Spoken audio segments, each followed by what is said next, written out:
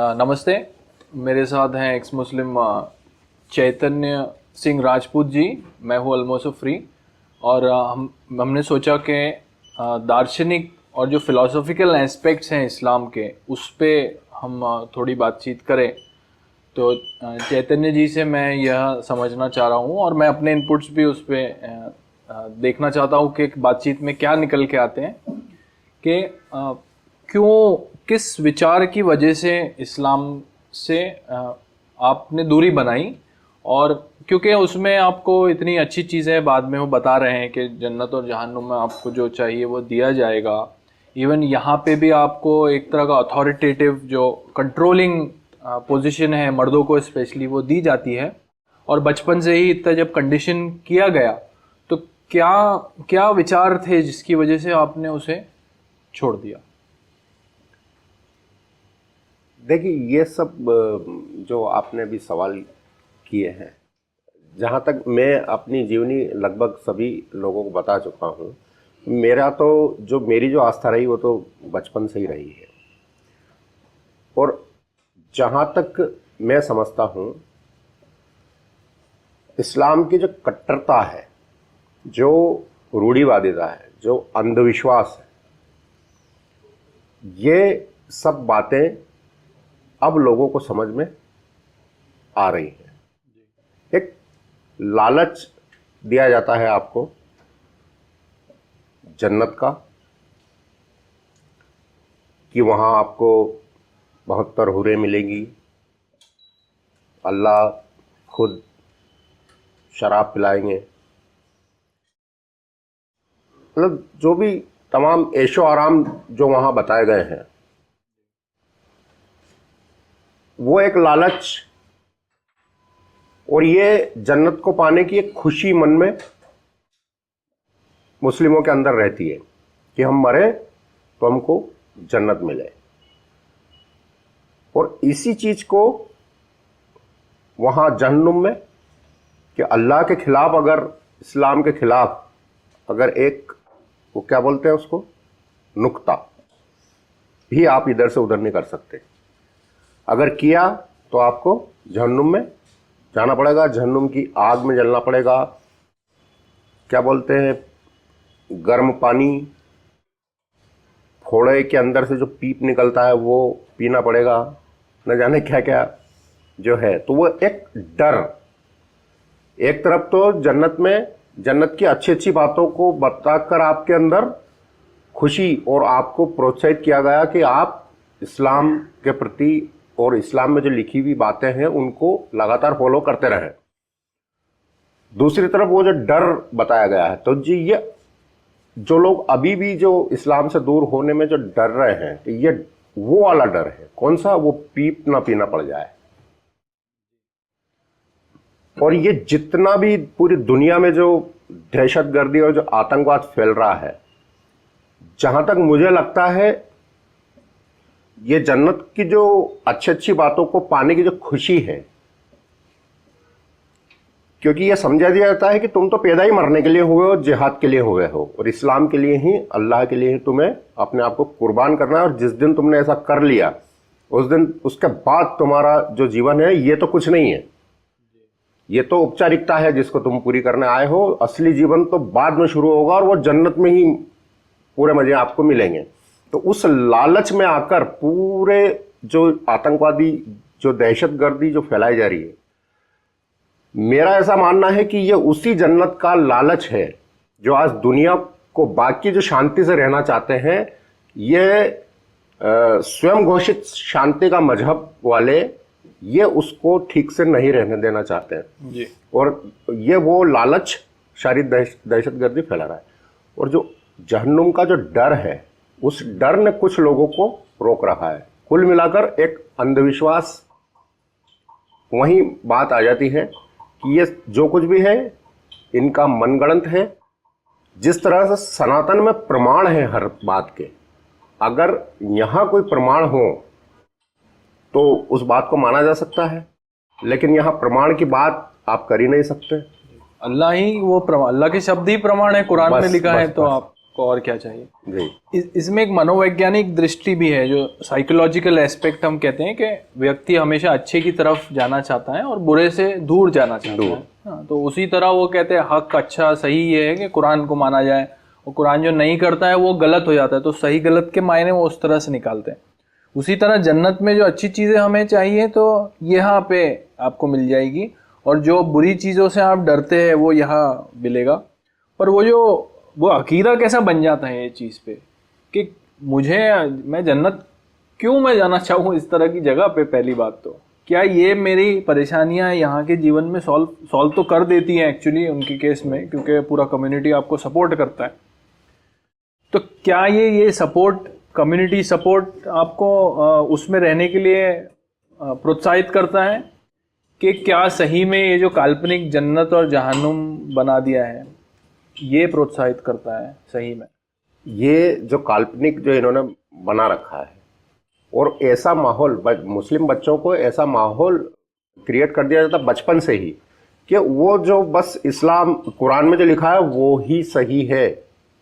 ये बात आप भी अच्छे से जानते हैं, मैं भी बहुत अच्छे से जानता हूँ कि उन बच्चों को ये समझा दिया जाता है कि बस यही सही है, अल्लाह ने जो कहा वो सही है, मोहम्मद ने जो कहा वो सही है। और नहीं तो दूसरा एस्पेक्ट भी लेते कि इस पे सवाल मत उठाओ। हाँ, अगर वो सही नहीं बोलेंगे तो कहेंगे इस पे सवाल नहीं उठाने का। सवाल नहीं उठाना एक और बात है, एक तो सवाल नहीं उठाना, सवाल उठाया तो सर तन से जुदा या कुछ भी हो सकता है आपके साथ। एक और बात यह है कि आप अपना इस्लाम छोड़कर किसी और धर्म को अगर अपना लेते हैं तो आप जहन्नुम की आग में जलेंगे, जन्नत का दरवाजा आपके लिए बंद हो जाएगा। लेकिन जब कोई मुस्लिम किसी हिंदू या क्रिश्चियन को या किसी दूसरे को इस्लाम में लेकर आता है तो सारे लोग उसकी वाहवाही करते हैं और कहते हैं कि तेरे लिए जन्नत का दरवाजा खुल गया है। यानी जो काम आप एक तरफ, मतलब कुल मिलाकर बात यही है कि इस्लाम के खिलाफ और अल्लाह के खिलाफ काम करने वाला सीधा वहां जाएगा फोड़े का पीप पीने और गरम पानी पीने और पता नहीं क्या क्या जो वहां गंदा गंदा दिया है वो सबको आपका उसको सेवन करना पड़ेगा। ये एक डर है, कुल मिलाकर अंधविश्वास है। जी, तो आपको ऐसा सवाल नहीं आता अभी कि मरने के बाद, या पहले आया होगा कि मरने के बाद क्या होगा, मरने के बाद क्या होगा, और आप उसको पहले किस तरह से जवाब देते थे और अब आपका नजरिया या दृष्टिकोण क्या है? नहीं, मरने के बाद मैं तो ऐसा मानता हूं कि शायद अगर कुछ बाकी रह जाएगा तो मैं तो चूंकि सनातन को मानने वाला हूं, इसलिए हो सकता है कि मुझे फिर से ईश्वर मनुष्य रूप में भेज दे, मेरा फिर से जन्म हो जाए और फिर मैं कुछ अच्छा करूं आकर इस दुनिया में। जो भी ये पुनर्जन्म की बातें तो खैर इस्लाम वाले तो मानते नहीं है, वो तो बस जो आया है इसको औपचारिकता को पूरी करो और मरने के बाद जो भी इस्लाम के लिए अल्लाह के लिए आप अच्छा कर सकते हो कुर्बान हो जाओ, फिर जो भी है मरने के बाद उनकी कहानी शुरू होती है। मेरे साथ में तो ऐसा कुछ मैंने पहले कभी सोचा भी नहीं था जो आप पूछ रहे हैं मुझसे। जी, आपको कभी चिंता नहीं हुई कि मरने के बाद मेरे साथ क्या होगा? एक्चुअली देखा जाए तो जो कर्म का सिद्धांत है जिसपे पुनर्जन्म भी आधारित करते हैं वह इस्लाम में भी है, इन द सेंस कि आप यहाँ पे जो आप कर्म करेंगे वही कर्मों का फल आपको इसके ये जीवन के बाद मिलेगा। पर वो उसको सिर्फ एक बार ही उन्होंने कर दिया है, उसके आगे उसको उन्होंने बढ़ाया नहीं है, और फिर वहाँ पे जन्नत में ही होगा और फिर बस वहाँ से फिर आपको आगे कुछ करने की आवश्यकता नहीं है। तो वो उतना उसको संकुचित बना देते हैं, उसको कंटिन्यू नहीं रखते कि आपकी जो जीवनी है वह चलती रहेगी, आपके कर्मों के आधार पर आगे भी बढ़ती जाएगी। मतलब हम ये मान सकते हैं कि जो इस्लाम और इस्लाम को मानने वाले जितने भी लोग हैं मुस्लिम, उनका जीवन सिर्फ जन्नत और जहन्नम बस इसी पर आधारित, यहीं इससे शुरू और यहीं पर खत्म, यही तो आधार है। और क्या है भी क्या, यह भी तो एक कठिनाई है कि अगर दुनिया इतनी आगे जा रही है तो फिर ये लोग उससे बाहर निकलकर क्यों नहीं सोच सकते? जी, ये भी प्रश्न तो है, पर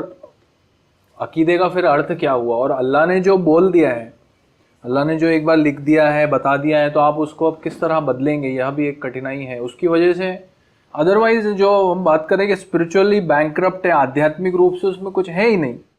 तो आपको अगर कुछ करना है या इस्लाम क्यों मानना है, तो ये दो ही पोल है कि ये करने से यहाँ पहुँचोगे, ये नहीं करने से यहाँ पहुँच जाओगे। यह दो ही पूरे पिलर है जिसपे पूरा जो तरह का इस्लाम और जो इल्यूजन है उसका वो पूरा स्थापित किया है उन्होंने, ये दो पिलर्स के, हेवन और हेल के।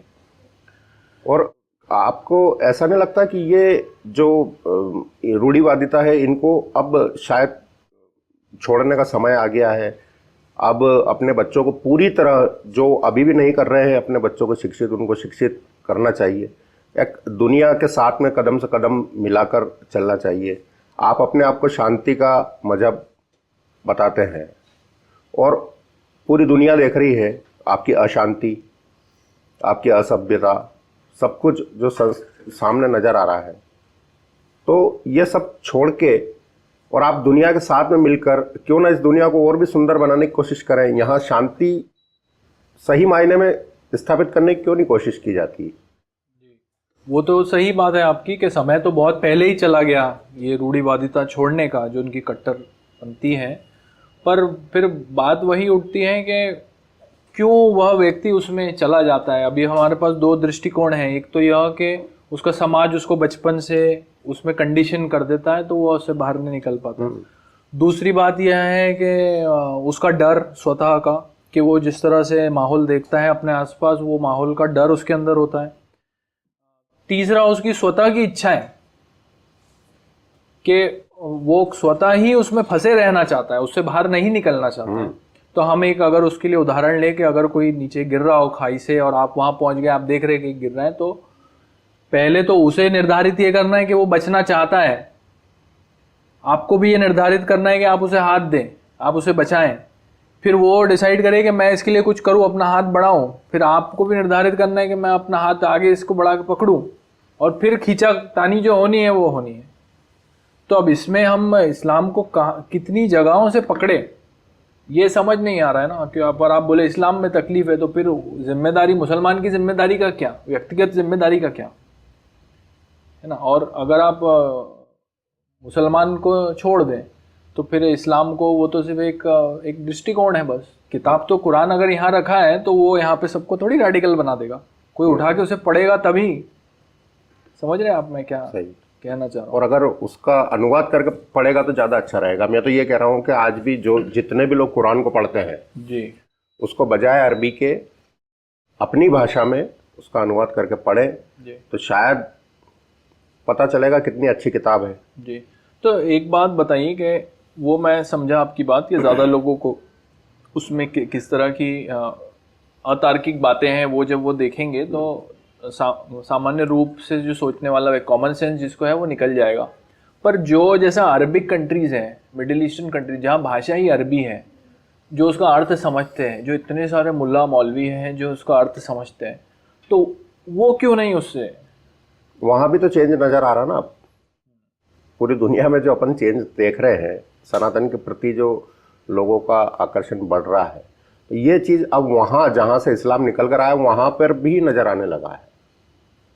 वहाँ अभी शायद कोई मंदिर वगैरह का भी सुन रहे हैं, और वो लोग यहाँ आकर भी जिस तरह से पहले जिस तरह से मतलब कोई चीज़ उनके अंदर ऐसे नज़र नहीं आती थी, वो अब थोड़ा वहाँ भी सुधार होने लगा है। तो जहाँ से ये निकल कर आया है इस्लाम, वहाँ भी अगर अब चेंज हो रहा है तो ये बहुत अच्छा संकेत है। चाहे थोड़ा ही है लेकिन एक संकेत है। और जो हमारे जो महादेव हैं वो तो परिक्रमा ही उन्हीं की कर रहे हैं ना, वहाँ के लोग ऐसा कहते हैं। पर अभी उसका प्रमाण, इस्लाम के अंदर परिक्रमा का कोई रोल नहीं है, वो सिर्फ वही है वो जो। और वहाँ क्यों है, ये बुद्धि भी शायद महादेव ने ही उनको दी है कि मेरी परिक्रमा करो। एक वो हमारे पहचान के थे एक्स मुस्लिम, तो वो उन्होंने काबा में नमाज पढ़ी है अंदर, तो वो गए थे अंदर, तो वो कह रहे थे कि अब तो वहाँ पूरा उन्होंने ऐसा साफ कर दिया, कुछ नहीं है अंदर बस ऐसी सीढ़ियाँ बना रखी है। तो जितना भी था अंदर से वो तो जब रसूल के टाइम पे ही तोड़ दिया गया था जो मूर्तियां थी, और अभी फिलहाल में वहाँ अंदर कुछ नहीं रहता है। तो आप जो एजुकेशन की बात करें, अगर हम भारत के परिप्रेक्ष्य में लें तो ये कुरान की जानकारी नई पीढ़ी को दोनों समाज के, हिंदू समाज के, मुसलमान समाज के, गैर मुसलमान समाज के जो भी हो, उन तक किस तरह पहुंचा सकते हैं, किस प्रकार से उसकी पढ़ाई कराएं? क्योंकि हम एक तरफ हम कह रहे हैं कि मदरसे बंद होने चाहिए, वो हम कहते हैं कि क्योंकि उसमें मायने नहीं बताए जाते और वहाँ कट्टर बना दिया जाता है बच्चों को, इस तरह की बातें सिखाती। पर जब आप कुरान पढ़ाने लगे लोगों को, तो वह किस तरह से उन तक वो बात पहुंचाई जाएगी, कैसा किया जाएगा वो? कुरान के बारे में समझाने के लिए जी, मतलब जैसा आप कह रहे हैं कि कुरान के मायने पढ़ने चाहिए, है ना, और नई पीढ़ी को भी अगर हमें सतर्क करना है तो उन्हें बताना चाहिए कि देखिए ये कुरान में ये बात कही जाती है, तुम्हारे बारे में ये कही जा रही है, तुम्हें पता नहीं पर तुम्हारे बारे में ये बात कही जा रही है। पर उसमें उसको पहुंचाना की क्या विधि होनी चाहिए, कौन उसको लेगा, या क्या स्कूल में उसे पढ़ा सकते हैं, या उसके लिए कुछ कार्यक्रम चलाने चाहिए, या उसके पीछे की पिक्चर बन सकती है, या किताबें लिखी जानी चाहिए? देखिए, ये सब तो शायद पता नहीं कब होगा। अभी फिलहाल तो गूगल है पास में अपने, अपन चाहें तो वहाँ पर भी देख सकते हैं। फिर उसके बाद में हिंदी में भी अब अवेलेबल है। वहाँ जो लोग पढ़ना चाहते हैं और जो अपने इस्लाम की हकीकत, कुरान की हकीकत जानना चाहते हैं, वो खुद और जानना चाहिए। अंधेरे में क्यों रहें? हमारा जीवन है, हमारा जो भी धर्म है, उसके बारे में हमको पूरी जानकारी होना चाहिए कि वो अच्छा है या बुरा है, वो मानवता का पाठ पढ़ा रहा है या राक्षस बना रहा है, इसकी जानकारी होना चाहिए। और जो युवा पीढ़ी है, जो मुस्लिम बच्चे हैं, मैं तो स्पष्ट कहता हूं, उनको कुरान को पूरा डिटेल में अपनी भाषा में पढ़कर देखना चाहिए और सच्चाई जानना चाहिए कि हमें क्या आदेश दिए गए हैं, क्या उससे शांति स्थापित हो सकती है कभी, ये स्पष्ट हो जाएगा। एक एक बच्चे को पढ़ना चाहिए, जो जितने भी बच्चे हैं और जो पहले पढ़ चुके हैं कुरान, वो भी फिर से पढ़ें उसको और अपनी भाषा में पढ़कर देखें। उसके बाद खुद ही फैसला करें क्या सही है क्या गलत है, और जो सही है उसको चुन लीजिए, जो गलत है उसको छोड़ दीजिए।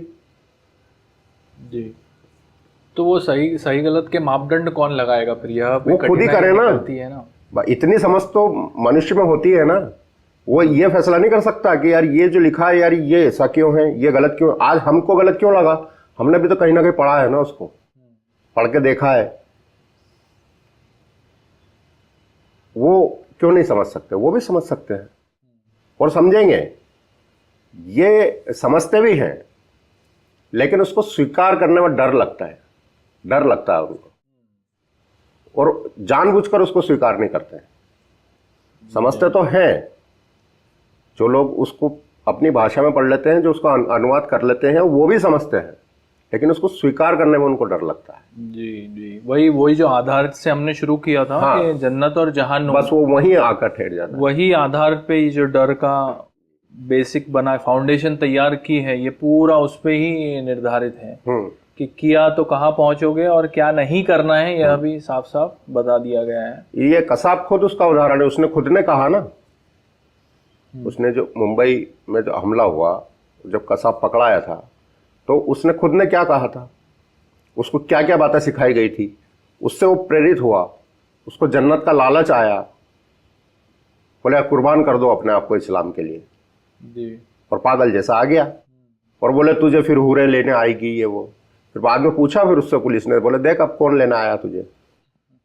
जी, उसके लिए वो तैयारी भी इसलिए करते हैं, व्यक्तिगत उसका जो मानसिक उसका संतुलन है वो इस प्रकार का तैयार करते हैं, धीरे धीरे करके उसको इस प्रकार की स्थिति में रखते हैं कि ये इस तक हमारी बातें पहुंच सके कि जीवन कितना कठिन है, तू देख कि तेरे को बिल्कुल परिवार ही नहीं है तुझे और बिल्कुल उनकी हालत खराब है, तो जन्नत में तुझे देख क्या क्या मिलेगा। तो फिर उस पर वो बातें जो है उस पर इम्प्रेशन क्रिएट करती है। अगर वो पहले से ही विचारशील व्यक्ति हो तो उसे ये बात आप बताएं तो समझ ही नहीं आएगी कि ये क्या बोल रहा है। यहाँ पे यहाँ की बात करो, इतना दूर कहाँ ले जा रहे हो, है ना। जैसे बहुत सारे लोग ऐसे होते हैं, आज हम सनातन की उनको अच्छा ही बताओ, वो मन ही मन में तोबा तोबा तोबा तोबा तोबा तोबा तोबा लाहौल लाहौल लाहौल ऐसा ऐसा कुछ कुछ मन मन में बोलते रहेंगे वो। मंदिर के सामने निकलते तो लानत बोल के निकलते हाँ, हैं। लानत बोल के निकलते हैं। ये भी काफी और सारे एक्स मुस्लिम वो लानत बोल के निकलते हैं, लेकिन इधर आप देख सकते हैं यहाँ वो तो वो अभी भी दरगाह पर जा रहे हैं। जिसको खुद को मुक्ति नहीं मिल पाई, जिसकी वो दरगाह है, मुक्ति कब मिलती है? मोक्ष तो सिर्फ सनातन में मिला है ना, बाकी और कहीं मिल भी नहीं सकता। तो वो जिसको खुद को मुक्ति नहीं मिली, आज भी कुछ नहीं, बहुत सारे हिंदू ऐसे हैं जो वहाँ विश्वास रखते हैं और उस दरगाह पर जाते हैं और वहाँ। जी, ये तो बहुत बहुत बड़ी बीमारी है ये। जिसको खुद को मुक्ति नहीं मिली, वो आपकी क्या मांग पूरी करेगा? जी, सेक्युलर क्रेडेंशियल्स नहीं तो आप फिर कैसा प्रूव करेंगे अपना कि आप वहाँ पे दूसरे की जगह पे जाएं, और पर दूसरा आपके यहाँ नहीं आता है तो वो ठीक है, पर आपको वहाँ जाके ज़रूर बताना है कि हमें कोई इससे परेशानी नहीं है। तो चैतन्य जी, बहुत बहुत धन्यवाद आपका बहुत बहुत जुड़ने के धन्यवाद। लिए।